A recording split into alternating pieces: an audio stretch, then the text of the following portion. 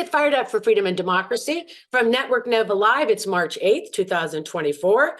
Woo, International Women's Day, everybody. And you're on the Friday Power Lunch. We also are going to be going live on Democracy in Colors Facebook page. So I hope we are getting ready to go live on that page. I see us streaming. So waving to our audience, to the people from Democracy in Colors, Stephen Phillips page. We are so excited to be with you today. I'm Catherine White. I'm your host, bringing you the guests, the issues, the action. We fuel the grassroots community and across Virginia, and also we do it across the nation now. So if you have been tuning in, you know that every last Friday of the month, we go national, and we mean it. We're getting bold. So we're so glad you're here today. And just so you know, we love to make politics fun, and we're going to have a lot of that today. So our theme today, freedom demands bold moves. And we have some bold guests with bold moods today. And we're so glad that Steve Phillips is here. Steve, give a wave. He's a national political leader, podcaster, Democracy in Color, founder of the New Majority Index, and author of How We Win the Civil War. And today we're also going to be giving away 3 books. So get ready. Pay attention. We will have a quiz, a game. And Lauren Burke, founder, Give a Wave, Black Virginia News, and contributor to Pod Virginia. What a session. I can't wait to dish with Lauren Burke. And last, we have Jordan Zaslow, founder and executive director of Her Bold Move. And we're going to be talking about women making those bold moves. And we're so excited that she has come on the show to be with us today.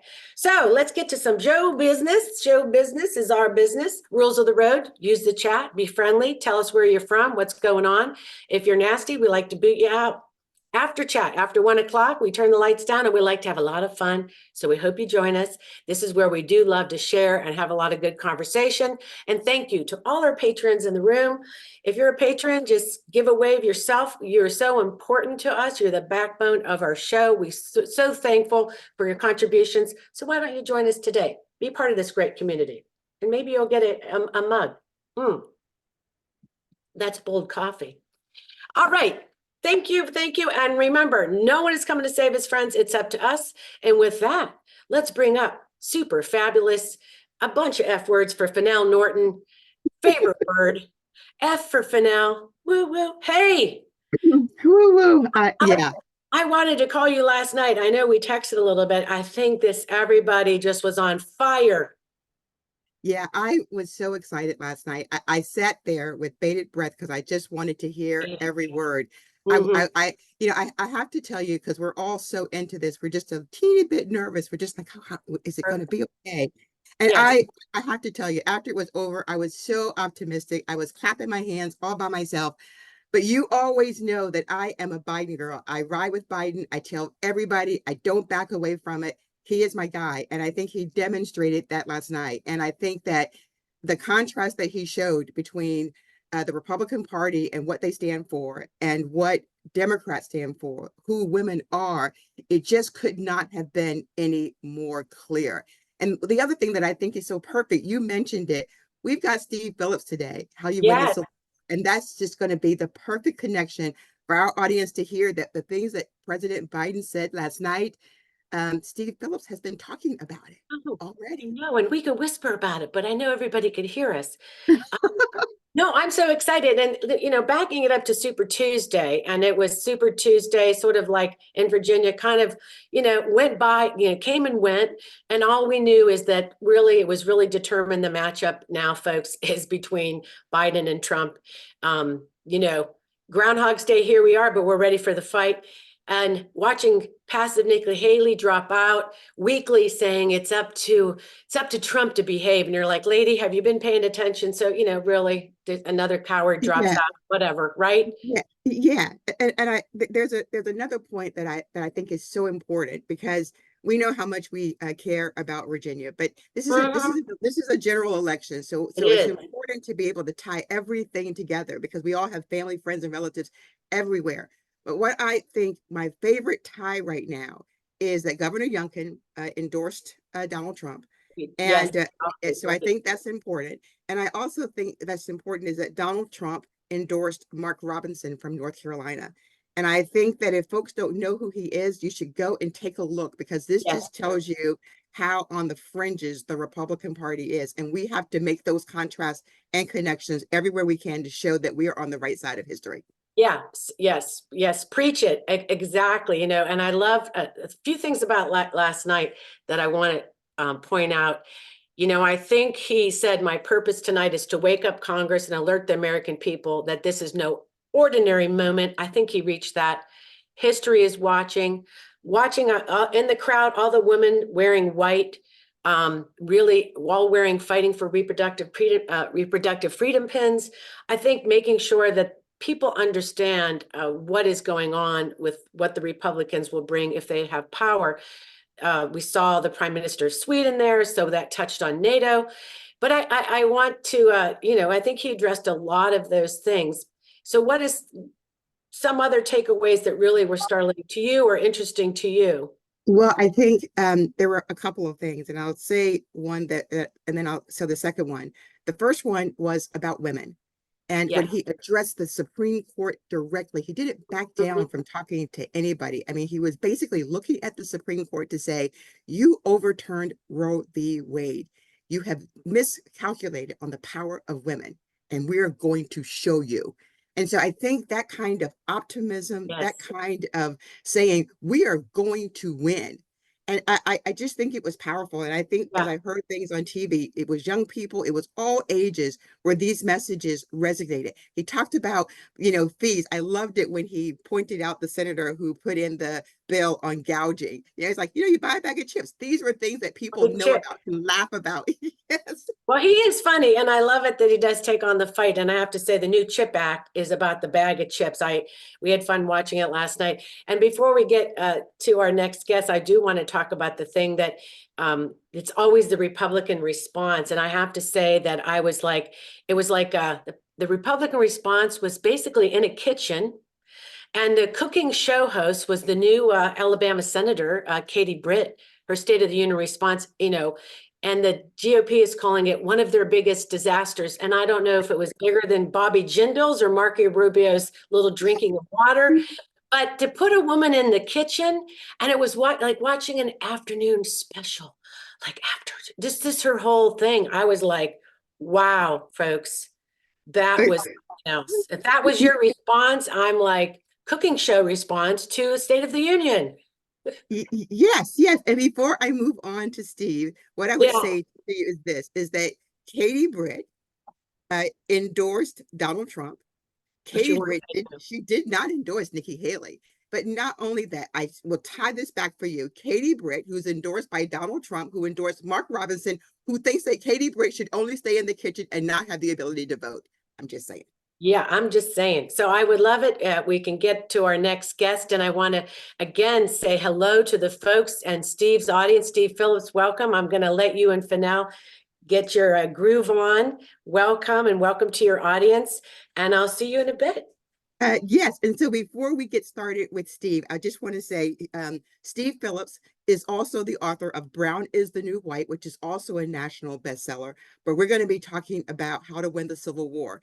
And I think one of the things that you would have taken away, Steve, is President Biden said last night, freedom and democracy were under assault in the world and also under the assault in our nation. And I think that's perfect in terms of your book that you've been talking about. That's how we win the Civil War, because that's where we are at this moment. Yeah, absolutely. And thanks for having me. And I'm always glad to share with you guys. And if anybody understands this continuation and the centrality of the Civil War to this country, it's people from Virginia, which was the capital of the Confederacy during the actual Civil War, is the home of United Daughters of the Confederacy, who are continuing their 700 chapters across the country. The genealogical descendants who of the Civil War have never given up, and as well as the ideological descendants have never given up as well. So I'm delighted to be with you guys. And exactly, I thought the president did an excellent job last night, and I was really pleased to see him taking on directly and framing up what they're facing, and then also, frankly, doing taking on the age issue as well. If I was worried, similar to you, I was watching the game, I was like nervous, and I was worried, like, how is he going to look when he comes in, and what's that going to be like? And And I was thinking actually in the early part of it, in some ways I was wondering, does he need like a, a Bill Clinton on Arsenio Hall moment where he can kind of like address those concerns? So for him to go out to take on age directly, say people say I'm too old, and put it right out there, and then say it's not my age, it's the age of your ideas, and anger and hate and division are old ideas we don't need anymore. I just thought that was elegant and deft and very, very, very powerful. Yeah, I did too. I loved also. I'm thinking, when will they learn not to heckle him? Because when you heckle him, he comes right back at you. He's like, "Did you see the bill? I know you can read." And so these were the kinds of things that just let you know that he's where he's supposed to be. But I want to talk about something else, and I want to be sure that the audience knows this. In 2022, when everybody was fearful about the red wave, I remember, and I heard you say, there's not going to be a red wave. And you said, sometimes Democrats just can't do the math. And so I love that. I never forgot that. And I want to spend a few minutes before we get into the book to talk about the new majority index and the way that you think about how these races ought to be fought and won. Right. So it's yeah, I have, I don't know, stolen, but built on the line from Willie Brown, who was the speaker in California, said that the Republicans had tried to unseat him back in the 90s, and he outmaneuvered them, and he, in his victory, his announcement speech, says the first law of politics is you have to learn to count. And that I do feel that too frequently Democrats either can't count, or they are counting from a static and anachronistic picture of what the electorate is. And so we can talk more about that in a minute, but I just did this piece in The Nation talking about how much the electorate has changed even from 2020 and how much more diverse it is. But the new majority index is is in fact the first and only analysis of House races that incorporates race, and it's unfortunately the first and only. We would think this would have been done a long time ago. We've had computers for a long time now. So the existing analyses that exist are all race neutral, and so the Cook Political Report and then 538, and they look at these factors which are useful but insufficient. And so Cook Political is kind of the main piece. It talks about the district, D+2 or R+2. And what that means is how much did the Democrat, how much better they do in that district, in that particular district than the national margin. So is it more or less in terms of the national presidential vote? And so that is a useful metric.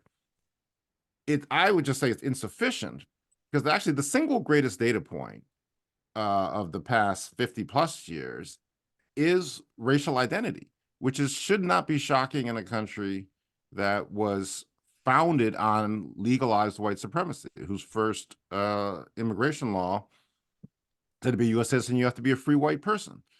So if you look at the data, ever since they started tracking numbers in 76 and exit polls, African Americans vote consistently 80, 85, 90% Democratic, and the majority of whites, just as the presidential elections, have always voted for the Republican. And there's a very significant gap. So that is what it is, and we have to factor it in, but it's a very reliable predictor of how somebody is going to vote. And so none of these analyses look at a district and look at its racial composition. So you can get a sense of the potential within that district. How many eligible non-voting people of color are there? If you register them and turn them out to vote, that can then affect the election outcome. It can make it more competitive. And that's what a lot of people are missing. And that's what the new majority index is. We take the Cook data in terms of the presidential results, and we layer onto that the demographic composition, the racial composition of each district to have an added level of analysis. And then we have a numerical rating in terms of how close or competitive that district is. And if someone actually decides that they can use that data effectively to go out and find these voters, which won't be hard to find, register them, turn them out, you could make a pretty significant difference in how that race turns out versus what just looking at D+2, you could say, geez, you can move a whole nother point, which could in fact overturn an election or get you a seat. Oh, absolutely. And that's what my favorite story from 2018, when the Democrats took the House back at that time, is I was talking to a major donor who wanted to move money to help take back the House. And we were looking at California district where David Valdeo is. He's up again now, and he had lost and then won, but it was a district that was very closely decided, and there were it's a majority Latino district. It's like almost 2/3 Latino. It was very close, and there were tens of thousands of eligible non-voting Latinos. But the Democratic political leadership and their super PACs, House Majority PAC, was saying, let's not go into that district. The Cook numbers, the polling numbers show it's not that competitive. And we were like, no, if you invest in registration and mobilization of Latinos who are 2/3 Democratic, that's going to boost our chances. So struggled with them and got them to actually do that, moved the money to Communities for New California, grassroots community group, comes out of the United Farm Workers Movement. They hired people to knock on doors, make calls, contacted 30,000 voters. We won that seat by 800 votes. Wow. See, okay, everybody heard it here. So I want to start talking about the book. And when I was doing my homework on you, one of the things that I found was this really interesting article as we began to talk about how to win the Civil War, when Nikki Haley was asked a question by a voter, and you actually wrote an article in The Guardian about why that was so significant. So can we talk about that article that you wrote? Nikki Haley's comment on the U.S. Civil War was no gas. So can we talk about that just for a minute? Right. So the reason it's a somewhat not amusing, but interesting story, I guess, in terms of how we came to the title of How We Win the Civil War. And so, as you mentioned, we did Brown is the New White, which was really to try to quantify for people how and why Obama won and what the implications of that were for the future of politics. And that Obama really was the result of the changing composition of the country's population. And actually, I've actually gone back and run the numbers. If Obama had run in 84 with the same percentages of voters of color and whites that he got when he ran, he would not have beaten Reagan. The country was not diverse enough. So it seemed logical to me, but then clearly it wasn't to other people, that this is why it was like, oh, it's a once in a lifetime unique thing with Obama. And I was like, no, it's the demographics, and we have to lean into that. So that's why I wrote that book. So then the publisher came and said, well, do you want to, have you thought about your next book? And this was in 2020. And I was like, well, let's look at the Civil War as a metaphor, given all the conflict and that had been unleashed under Trump. And then 8 months later, people carrying the Confederate flag, wearing sweatshirts saying MAGA Civil War, January 6, 2021, stormed the U.S. Capitol, tried to hunt down our elected officials, and block the peaceful transfer of power. So I would say this is not that metaphorical anymore. And so what was illuminating about the Nikki Haley statement is that she was asked, why did the Civil War start? And she's from South Carolina, where the Civil War started, where the actual conflict began. And she would not say anything about slavery, couldn't bring herself to say anything. She actually turned her back on the person and was walking and trying to, stumbling around it. And what it illuminated was the political power of the constituency who believes in what the South was fighting for in the Civil War. And to actually say that the Civil War was about slavery, to say anything critical about the South or the Civil War, the Confederacy, is political death. And so that's why she was tap dancing around that whole issue. And it was just a very illuminating situation in terms of really showing the power of what's propelling Republican politics in this day and age. Wow, that is powerful and a little bit scary. But the good news is that we have this new majority that together. So let's talk about a little bit about how to win the Civil War, because a lot of the things that we've been talking about in terms of Trump and Hitler and where we are in the civil rights movement at this moment. Let's talk about a few of the comparisons that you make in the book about what they are and what we should be doing. So the whole first half of the book is making the case that the Civil War has never ended, starting with the assassination of Abraham Lincoln 5 days after the supposed surrender of the Civil War and going all the way up through January 6, 2021. The second half is how do we win, and looking at the places where we have in fact won. And then I try to draw out from that core lessons from that have been effective in each of these places, and that's what I call a liberation battle plan. So one of the states that I profile is Virginia, and that what's not appreciated, because you guys have done such a good job in Virginia, is where Virginia used to be. In that Virginia was largely a Republican state. Normally, Republicans were winning on the regular, certainly in the presidential race. And through the work of civic engagement work, of strong leaders like Tramway, groups like the Virginia Majority, the coalitions that they've been part of, have been able to create a new electorate and translate the population changes into political power. And as a result, which often gets lost as well, that I believe it's 9 out of 10 statewide elections since 2010, Democrats have won in Virginia. And so that model of having a strong civic engagement organization with a detailed data-driven plan, and then what I call a level 5 leader, a leader who's self-sacrificing and not self-aggrandizing, but is very demanding for their organization and for the work, and is playing the long game. Because it's in all of these places, it's taken 10 years to be able to transform this country. Like I was in Houston and Texas earlier this week, and I believe with great conviction that Texas is also on the path to flipping. Texas is only 39% white. 51% of the eligible voters are Black and Latino.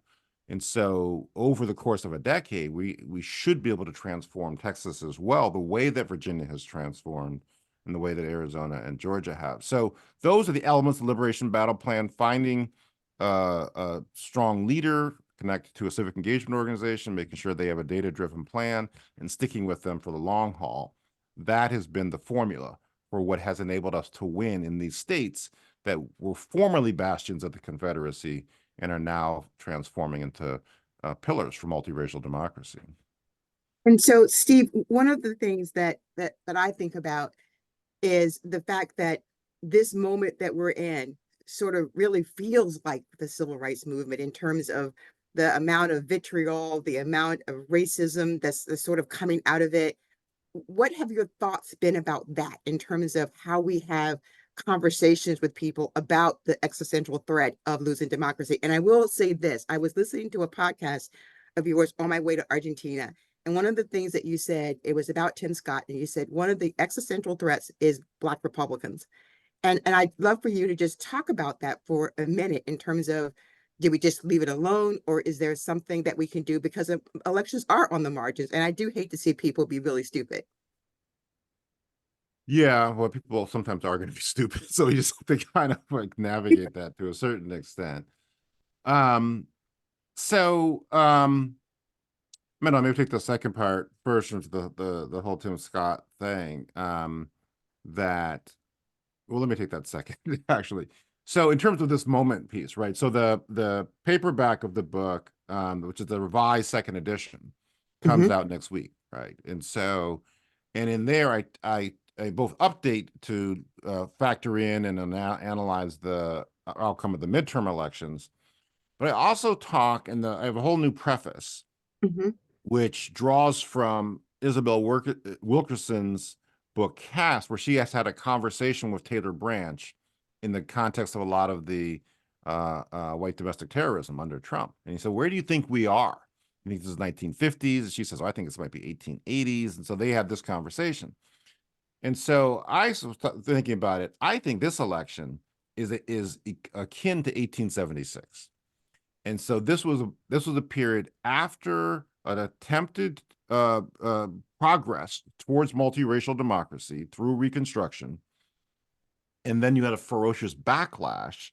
And then you had an election around which way were we going to go? Were we going to continue to move towards multiracial democracy, or were we going to go back and hand the country back to the slaveholders, which we ultimately actually did for 100 years? And so to have an election of this stark a choice of the vice president, to the first Black president in this country, a White House that has the first woman vice president, or woman of color vice president, up against an unapologetic white nationalist running for president, and anti-democratic quite naturally. People talk about this, could be the last election we have. And that's how dictatorships take place. There's not like a vote on should it be a dictatorship. People get in power and then they don't leave. I got up on a inauguration day, January 2021, not to watch Biden give his speech, but to make sure Trump left the White House. And so that's really what is at stake. So there really is this, I really believe it's an existential election. I think the intensity, the interesting part of the intensity of the opposition and the fear on the right is because they know in their bones and they know intrinsically that the country is changing. And this is in many ways their last best chance to stop it from becoming a multiracial democracy. And so those underlying dynamics that give them fear should also give us hope, because we have the majority of people on our side. And if we do the work right of investing in the groups that are advancing civic engagement, expanding democracy, making those types of reforms, we can and should win. All right, that sounds really good to me. So we've got 3 books, and we're gonna ask a couple of questions. And I only want folks who are really interested in having this fantastic book to participate, because Heidi's going to help me. Catherine, are you going to come on and just hang out with us for the last few minutes? So bring yourself on in. And so I'm going to ask the first question, Stephen. This is for someone who can get a copy of your new book. So let's make the rules.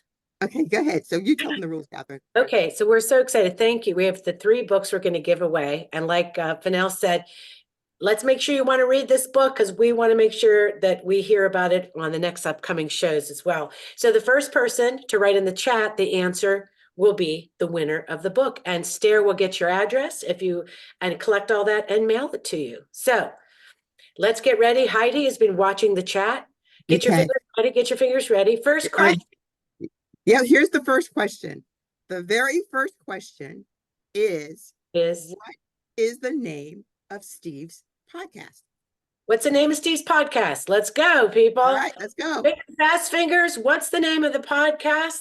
I know it's a great podcast. Uh-oh. I see what the first one, Heidi. It looks like Marianne Burke. Now I think let's ask Heidi. It looks like Rick was the first one. That's what I thought too. Rick, and send your information to Stair in a private message in the chat. Rick, what's Rick's name? That's a great question. I'm not sure. Rick, put it in the chat.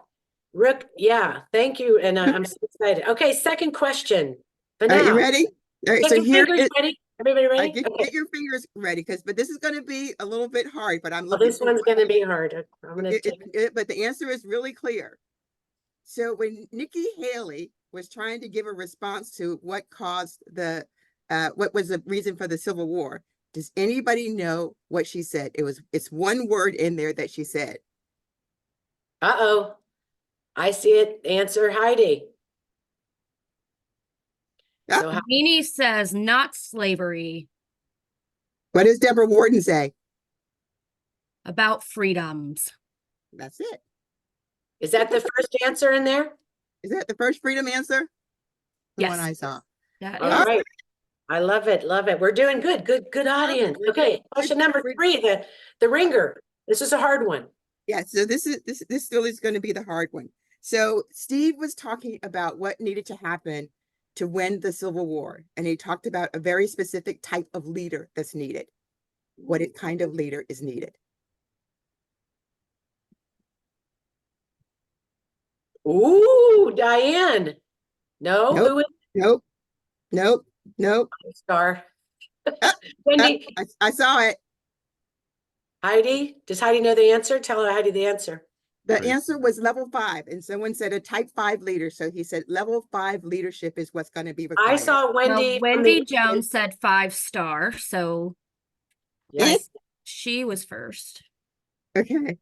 All right. Well, we'll take that. So Steve, we're just about out of time, but do you have any 30-second closing comment? Because I have the hard book, but there was something that you wrote in here that I want to conclude with after you have your comment. Well, one of the Facebook lives, people were asking what they could do individually. So I'll just quickly share what I would share there, and you can also go back and find that on my page. And I was saying there's like 3 things that I would do is, so one is make your own list of your friends, your family, people that you want to connect and communicate with, whether it's 5 people or 50 or 100 or whatnot. 2 is pick a state where you want to invest in. Mm-hmm. And then 3 is champion and promote and invest in the civic engagement group and leader. Follow them on social media, track what their work is, and then share that information with your list, and then contribute and give to those people as well. Awesome. Thank Awesome. you. So here's my last thing, and this is my book. So I have Steve's early book. It says, to the folks who have done the work, are doing the work, and want to do the work, this is a love letter to all of you. On behalf of a grateful world, I thank you. I thought that was beautiful. So Steve Phillips, thank you so much for being here. You're absolutely awesome, and we hope you'll come back again. Thanks for having me. I really enjoyed it. Nice.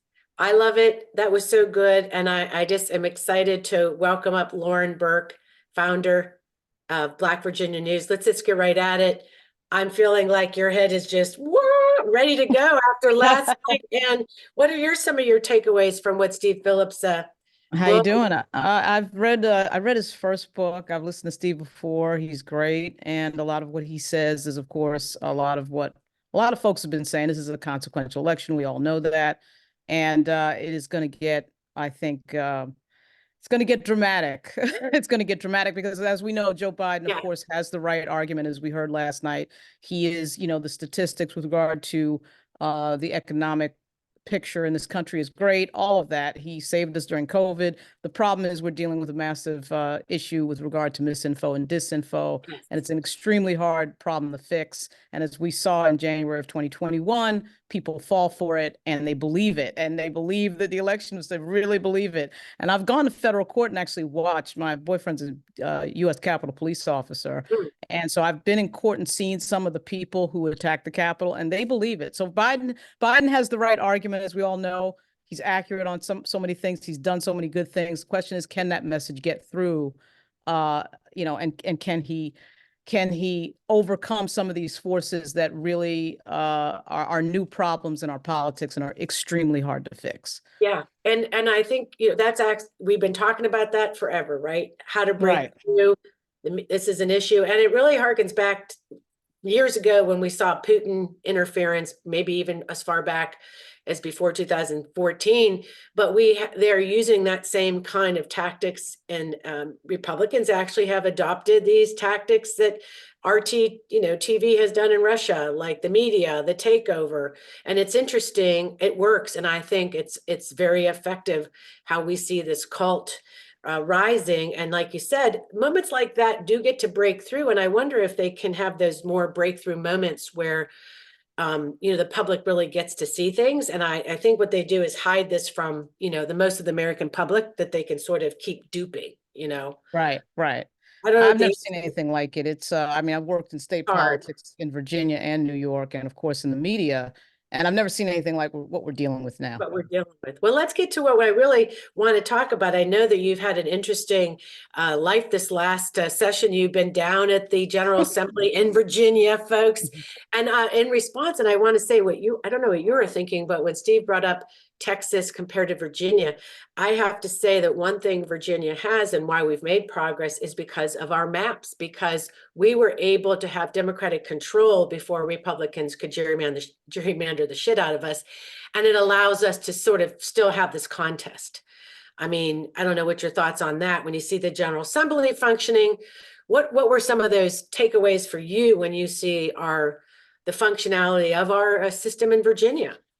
Well, as Team Network Nova knows, and shout out to everybody, Stare and everyone else, you know that, of course, we have the most diverse General Assembly in the history of Virginia, a record number of women, and that agenda was forwarded in this session of the Assembly. You saw the bills on body autonomy, trying to fight back what I think is going to be a consequential issue this year on the presidential level.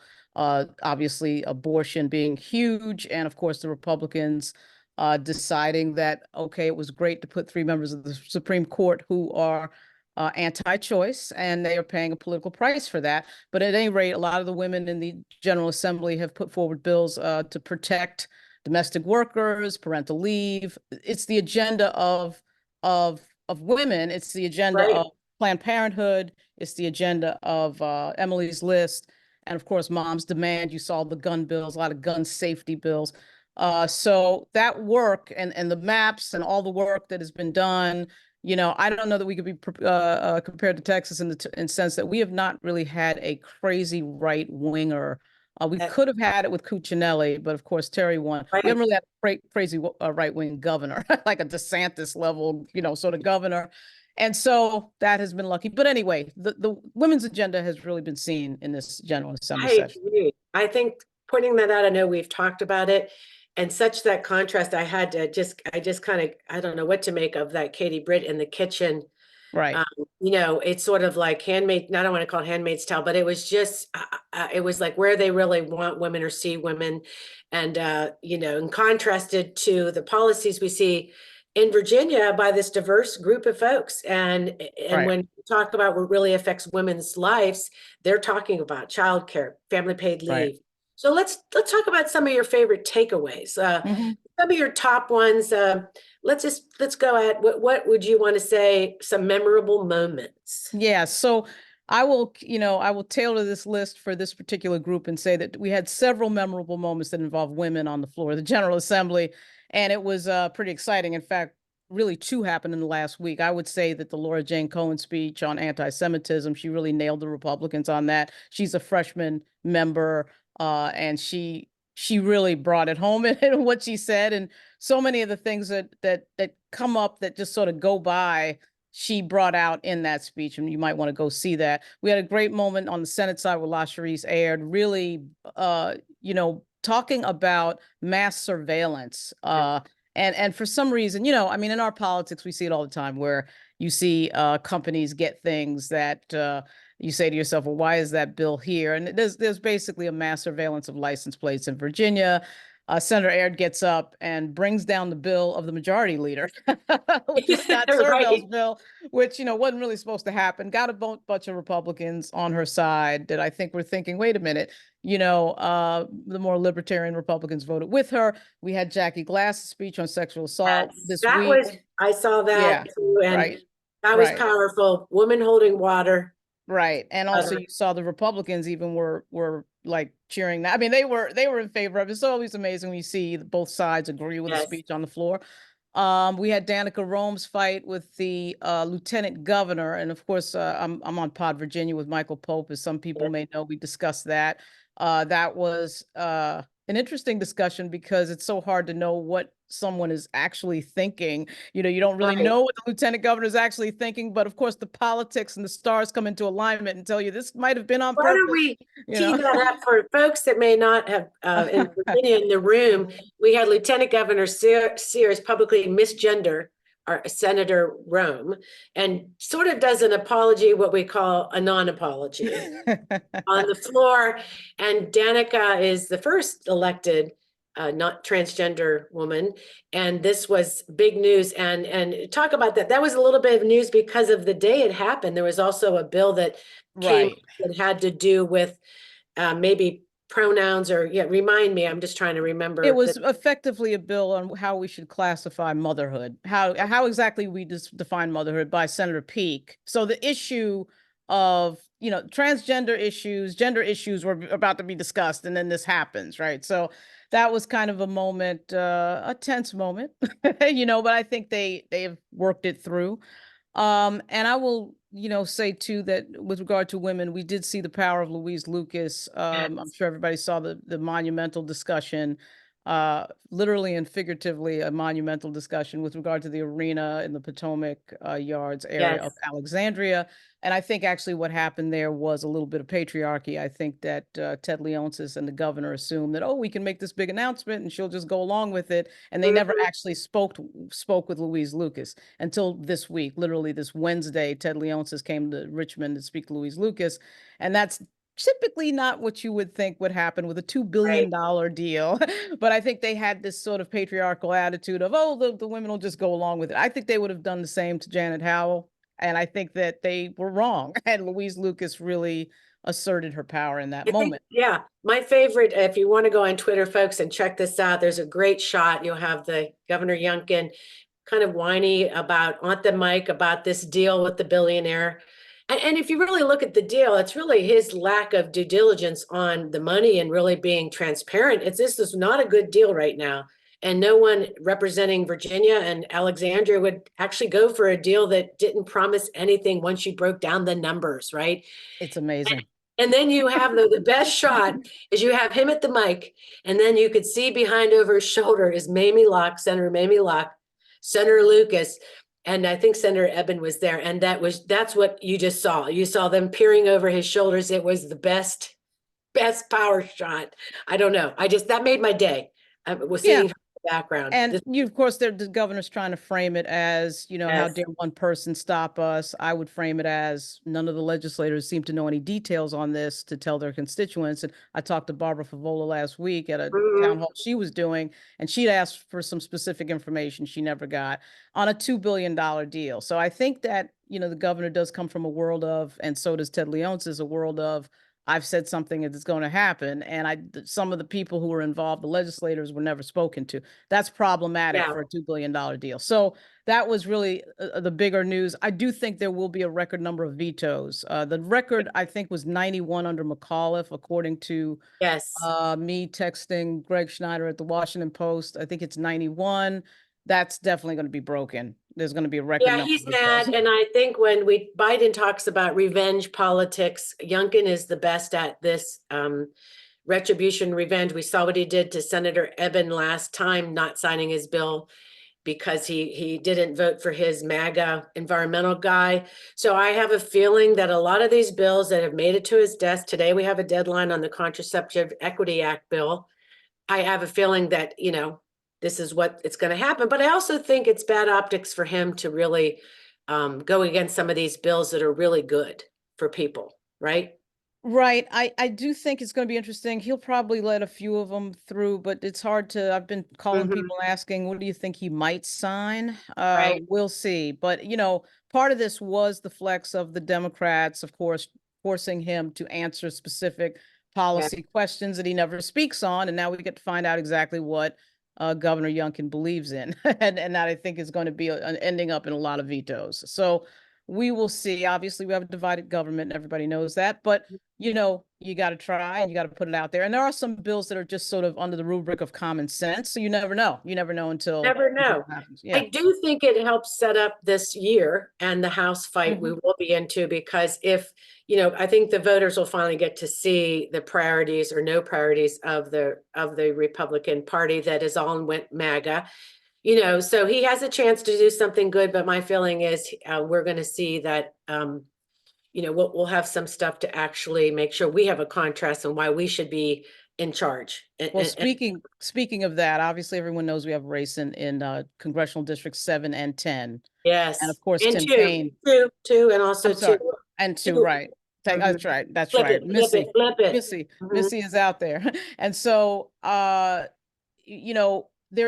was a concern before last night about things being too quiet.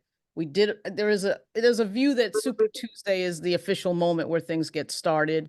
I think that the fiery speech that the president gave last night gives a feeling of something starting as well. But in Virginia, there is a concern that things are too quiet. And I think Team Kaine, should be concerned about that a little bit, because your top of ticket matters. You see that there's energy on the other side. So, but the official moment of starting is probably this week. So we'll see what happens next. Well, I agree. And I think that's an interesting note to end on, because I do think, again, it's going to be up to us in conversation with the Tim Kaine campaign. What's great we're trying to work on is this grassroots bridge and relationship, because I feel like the energy, we'll have to bring it, and we keep waiting. The way that Virginia is weird, how you run the table, who runs the coordinated. It will be up to us again to bring that enthusiasm, to bring these ideas across, and we'll talk about being the messengers. So it will be up to us to get it out to people and to show what's going on in Virginia. So thank you, Lauren. Thank you. Thanks a Thank lot. you. Stay with us. Hopefully you can stay for the after chat. I will. We're continue getting bold because folks, you know, that's what we're about today, bold moves. And I'm so excited to welcome on the show, Jordan Zaslow. Hello, and you're founder and executive director, Her Bold Move. And I'm excited for you to show us some of your bold moves today. Tell us about Her Bold Move and what the heck, why you got this all started. Yes, you got it. So Her Bold Move is a political action committee. We work all across the country in almost every state. I think at this point, we worked across, I want to say 30 or 31 states so far and counting. But we got our start in 2020. Before 2020, my team and I didn't really work in politics. We worked in the entertainment and advertising industries. So when production shut down because of COVID in 2020, we wanted to do something productive with our time. And, you know, it was such an important election cycle. We wanted to do something productive in the election cycle to help candidates win. So we decided one good contribution we could make would be to create content, which is what we knew how to do. So we started making pro bono campaign ads for women running mostly for Congress across the country. And we ended up making 75 pro bono campaign ads for women running across 18 states. And while we were doing this work, we learned two valuable lessons that were kind of life-changing for everyone on my team, including myself. And the first one was just how hard it is to run for office as a woman. We knew that it was hard. We knew women were likely up against double standards and misogyny and sexism and whatnot. But I don't think anything could have prepared us for what we actually saw working side by side with these candidates across the country. They were dealing with sexual harassment, sexual threats, death threats, just because they jumped into the race and, you know, made the bold move of running, which is a really bold move when you're a woman. It's really brave. They deal with so much more than their male counterparts even can begin to imagine. So that was the first lesson that we learned. The second lesson that we learned was that the support system that we had imagined to be really robust and supportive and efficient was actually letting a lot of candidates fall through the cracks. So we said, all right, we've seen a lot, we've seen enough. There's a use for us. We could really plug some of these holes and fill some of these gaps and be the support that we had hoped to see in this world of women running for office. So we stuck around and we created our PAC. And now, as of this year, we also have a C4. And we've been supporting candidates across the country ever since. It's so timely. I mean, really timely as we looked last night and today's International Women's Day. And I think that you said you had some bold move for International Women's Day. What did you talk about that you would be doing? Yes, thank you for asking. So today, this morning, about 2 hours ago, we announced that we are launching Her Bold Move Texas. So we already had chapters in Florida and in New York. And as of this, Virginia, don't you have Virginia yet? We need one if we don't. So I'll tell you, we've worked a lot in Virginia, but I don't know, I'm sure a lot of folks on this call know you don't really need to make a whole PAC to be in Virginia because there's a wild west of unlimited campaign contributions and everything. So so we can still work in Virginia just as much as we could work in any other states without having to actually register. But because Texas has very strict laws about getting involved in their campaigns, we had to make a chapter designated for the state. So we, as of this morning, announced that we're going to be working in Texas. And we're working all across the country, but we're going to be making a concerted effort to do everything that we can do to help more women get elected in Texas and across the country in all of the states with abortion bans. And I'll tell you why. The reason is because we were doing a research project earlier this year about which states had the least amount of women in their government. And we were looking at these states and we saw something remarkable, which is not going to be of any surprise to anyone, which was the states that had the least amount of women in their government were the exact same states as the states that have abortion bans. That correlation is there. So we said, and one more thing about those states, they're the states with the least amount of funding and the least amount of resources from the Democratic Party. Well, so we said, there is a need here. There is a need for us. We need to jump into those states and chip away at the male majorities and the GOP majorities in those states, because we can't let those women get left behind. They're American women. Yeah, I mean, you look at Tennessee, some of these state legislatures that are ruled by, like you said, a male majority, a GOP majority. It's really bad for families, for women, for children. In the sense of policy, for even, you look at Alabama, who has this IVF ban, and you look at just how they fare for even the health of babies, kids, and women, bad. So the policy is just like Lauren Burke pointed out too in Virginia. When you have women at the table, more diversity at the table, you get different policy and you get better outcomes for people, health, living longer, being safer when driving cars. If you have, smoking, like in Ohio, I think they didn't have the smoking ban, so forth, and other states didn't. You compare the two, a lot of people dying in Ohio from cigarettes, right? So I digress, but it is so important that we get people in these seats. Absolutely. That's right. Tell me, yeah, so for people in the room, I know we have women that are running for Congress this particular cycle. One, how can people get involved with you? What are some of the things these people in the room could do? And if women are running for office in this room, getting ready, do you offer trainings, or are ready right now people can apply? And what are your criteria, for really doing that endorsement? Thanks for asking. So we don't train, but we do work with a lot of the training organizations. We are the next sort of phase in their pipeline. Yes. So I would recommend Emerge, Vote, Run, Lead. I know that Emily's List has a training. And then so once you've gone through the training, they'll likely send you our way once you've launched your campaign. So for anyone here who wants to launch a campaign, I would of course love to talk to you, just to talk, but we don't have a formal training. But once candidates have launched, then we start our endorsement process once we've interviewed them, and we take a vote on whether or not we're going to endorse. And then our programs begin. And that usually looks like campaign contributions and support with fundraising and support with volunteer retention and acquisition. And of course, if we have folks on the ground, we send them out door knocking and whatever else we can do. We also have a fellowship program where our fellows jump in to the campaign in any way that's useful. They sometimes log on to the social channels for the candidate and start posting on their behalf, because obviously, college. Talk about the fellows program real quick before I wrap up. I thought that was really great. Yeah, so we have had a fellowship program since we opened our doors in 2021. It's been a huge part of our operation, and it's undergraduate college students with an interest in politics. And they start, oh yes, and Run for Something, thank you. Run for Something is a great partner also. And they hear from speakers, they hear from members of our team, they hear from our candidates and the campaign managers that we're working with.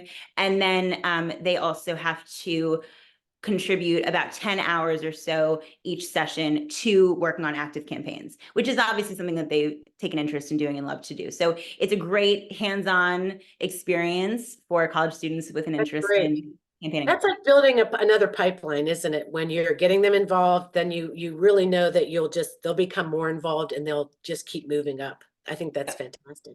Well, I appreciate you being here.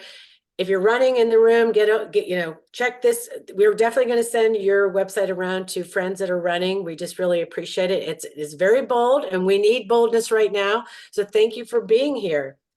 Thanks so much for having me. Yeah, we'll stay in touch. I love it. All right, Fennell, it's that time where I'm just so thankful. Thank you to our guest today, Steve Phillips. We have Jordan Zaslow that was just here.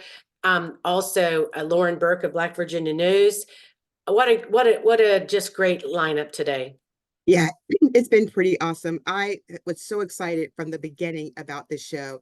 Then last night just topped it off. I couldn't wait to get into the room to have these conversations. And so I'm hoping that there were candidates on today to hear what Jordan had to say, Yes. Because I'm thinking, okay, there's a lot of women out there who could use some help in Virginia, and we take all money. And I was really also inspired to hear what Lauren thought about the campaign. I'm glad she'll be in the after chat. But I wanted to be sure to just sort of recap what Steve said when we asked him what were the things that he wanted to be sure, the questions that were being asked. And he said the number one thing is to make a list of your family and your friends and all those folks that you should be talking to. And then the number two thing he said is pick a state that you want to be involved with, that you got passion around, that you want to do stuff. and then look for your civic organization that you want to follow, and make sure that you pay attention to the leader of that organization, because we are looking for level 5 leaders, and we have a lot of them in the room. And I think the last thing that I would add about the importance of today is what you continue to say, what we've been saying from the beginning. No one is coming to save us. It is up to us, and all of us have a role to play. All right. And next week, I have a little tease. All right. We're going to do Water on the Rise. Simon Rosenberg is going to join us. He kind of bumped me yesterday or the day before. He's like, I want to come on next week. We'll talk about the State of the Union. So we will have on Simon Rosenberg next week. That will be great. But we're going to do a show all about Water on the Rise. We have Marjorie Mayfield Jackson, Executive Director of Elizabeth River Project. And I'm really looking forward to seeing Andrea McClellan again, Norfolk City Councilwoman and former candidate for Lieutenant Governor in Virginia. And the candidate, Missy Cotter Smalls, will be here. And she also is on, she's a candidate, in CD2 in Virginia. Yep. Congress. And she's also a citizen representative on the Chesapeake Bay Commission in Virginia. What a great show. Look, folks, if you're on the show, become a patron. We really need that support. Like we said, we need to finally start asking for people to support us. After 7 years in this business, we really haven't done it. But if you can support our show with $5 or $10, $25, or just a one-time donation per year, it really means a lot. We'll be doing the Women's Summit. Our target date is June 28th through 30th in Virginia on Leesburg. Again, Women's Summit. Did you mark it down? June 28th through 30th, right now. Okay. And it really just means a lot to everybody in the room.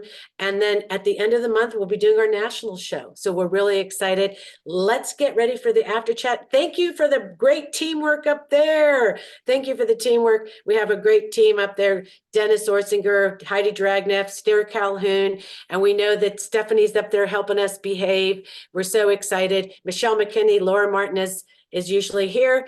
Julie Galdo, Alvina McKell, and Sally Reynolds. We just really appreciate everybody. And let's roll credits. Thank you all. No one's going to save us. We got to do it, folks.